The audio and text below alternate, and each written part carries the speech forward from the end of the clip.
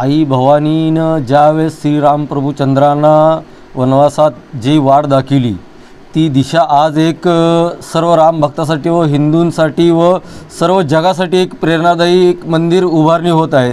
तर ज्या एक आख्यायिका आहे तुळजाभवानी आणि श्रीराम प्रभुचंद्राची, ज्यावेळेस श्रीराम प्रभुचंद्र वनवासाला जात होते त्यावेळेस श्रीराम प्रभुचंद्रांना एक वृद्ध महिलेच्या रूपात घेऊन तुळजाभवानीनं दर्शन दिलं व त्यावेळेस श्रीराम प्रभुचंद्राच्या मुखातून तू का हितं आई म्हणून संबोधलं गेलं। तर त्यामुळे आज ही तुळजाभवानी मातेला तुकाई म्हणून ओळखलं जातं व त्या दृष्टिकोनातून आज तुळजाभवानीला रामवरदायिनी म्हणजे रामाला वर देणारी रामवरदायिनी ही सुद्धा आज संपूर्ण जगामध्ये एक आख्यायिका आहे। आणि त्याच धर्तीवर आज श्रीराम प्रभुचंद्राचे भव्य दिव्य हे मंदिर होत आहे। तर हे सर्व हिंदू धर्मासाठी व आमच्यासाठी सुद्धा एक खूप श्रद्धेची व खूप भक्तिमंत सोहळा होणार आहे। त्यामुळं आनंद खूप आहे आणि ह्या रामचंद्र प्रभूच्या जो आज विराजमान होणार आहेत 22 जानेवारीला, त्यामुळे आम्ही तुळजापूरवासी व तुळजाभवानी मंदिर संस्थान व महंत परिवार ह्या संपूर्ण कार्यक्रमाला उपस्थित राहणार आहेत।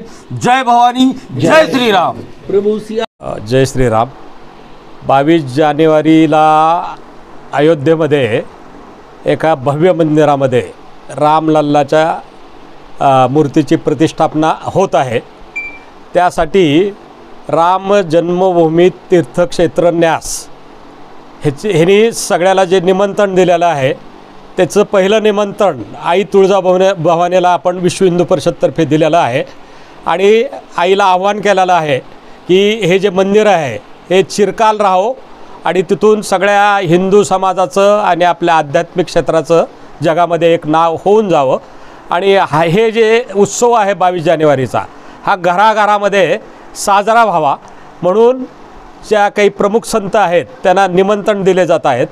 तसे आपल्या देवगिरी प्रांतात एकूण आपल्या विविध संप्रदायाचे म्हणजे जवळपास भारतात 125 संप्रदाय आहेत, त्याच्यातील 77 संताला आपण निमंत्रण दिलेले आहेत आणि 17 VIP म्हणजे किंवा सामाजिक कार्यकर्ते असे आपल्या देवगिरी प्रांतातून 94 जण अयोध्येला ह्या सोहळ्यासाठी जात आहे।